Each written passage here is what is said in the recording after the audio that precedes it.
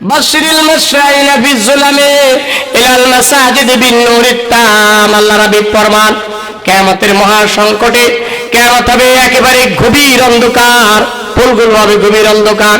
ওই সময় নামাজীদের সম্মুখে পরিপূর্ণ একটা নূর চলতে থাকবে। সুবহানাল্লাহ। ইযা রাআইতুমুর রাজুলা ইউতাদু ফিল মাসজিদ ফাশহিদু লাহু বিল ঈমান। আল্লাহ রাব্বি ফরমান, যাকে 5 ওয়াক্ত নামাজ আল্লাহর ঘরে জামাতের সাথে এসে আদায় করতে দেখো, তাকে তুমি ঈমানদার হওয়ার সাক্ষী দাও। সুবহানাল্লাহ। পড়ব তো। তাহলে কিয়ামতের মহা সংকটে 7 প্রকার মানুষকে আরশের নিচে স্থান দিবে। তার মধ্যে 3য় নম্বর হচ্ছে যার অন্তর মসজিদের সাথে লাগা। 4র্থ নম্বর, ওয়ারাজুলুন যাকারাল্লাহু খালিয়ান ফাফাযাত তাইনা, জিকির করে লা ইলাহা ইল্লাল্লাহ, লা ইলাহা ইল্লাল্লাহ, লা ইলাহা ইল্লাল্লাহ, লা ইলাহা ইল্লাল্লাহ, লা ইলাহা ইল্লাল্লাহ মুহাম্মাদুর রাসূলুল্লাহ। এর 2 ব্যাখ্যা হচ্ছে, একবারে নির্জনে আল্লাহকে ডাকতে আছে জিকির করে আর চোখ দিয়ে পানি বের হয়। আরেক হচ্ছে দিল থেকে সকল মাখলুকের মহব্বতকে খালি করে আল্লাহর মহব্বতকে দিলে নিয়ে গভীর রাতে সকালে বিকালে জিকির করে লা ইলাহা ইল্লাল্লাহ, লা ইলাহা ইল্লাল্লাহ, লা ইলাহা ইল্লাল্লাহ, লা ইলাহা ইল্লাল্লাহ। ও বাবারা ভাইরা, বেশি বেশি আমার রবের জিকির করব। আমার আল্লাহ তাআলা হাদিসে কুদসিতে ইরশাদ করে, আনা মাওয়াদা যাকারানি ওয়া তাহারাকাত বি শাফাতা। আমার বান্দা যখন আমার জিকির করে, আমার জিকিরের জন্য তার জবানকে নাড়ায়, আমি আল্লাহ ওই বান্দার সঙ্গে হয়ে যায়। সুবহানাল্লাহ। ওয়া ইন যাকারানি ফি নাফসি যাকারতুহু ফি নাফসি।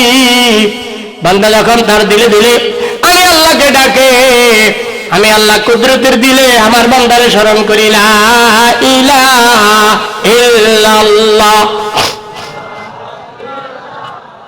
ইল্লাল্লাহ, লা ইলাহা ইল্লাল্লাহ। ওয়া ইন যাকারানি ফি মালাইন যাকারতু ফি মালাইন খায়রিন মিনহুম।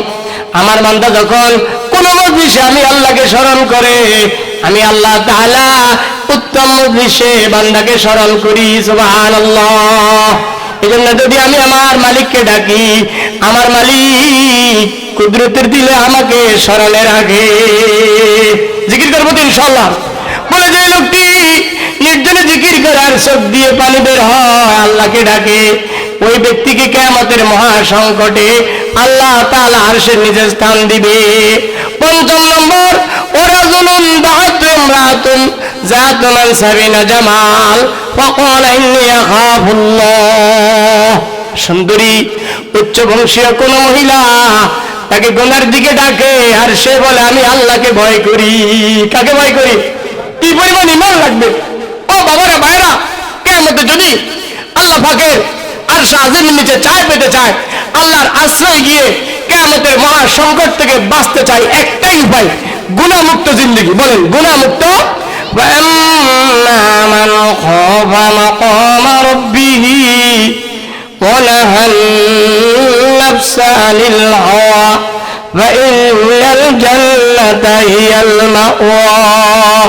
তারা আল্লাহর সম্মুখে দণ্ডায়মানকে ভয় করিয়া চোখ দিয়ে গুনাহ করে না, হাত দিয়ে গুনাহ করে না, পা দিয়ে গুনাহ করে না। জমিনে যখন দিলে যখন গুনার কল্পনা আসে, মনে মনে ভাবে আমি যেই জমিনে চলি, এই জমিনের মালিক তো আমার আল্লাহ।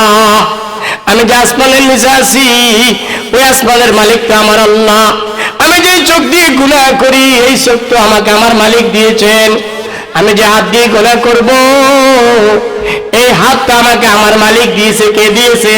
মান খাফা মাকামা রাব্বিহি ওয়া নাহান নাফসা আনিল হাওয়া ফাইনাল জান্নাতা হিয়াল মাওয়া।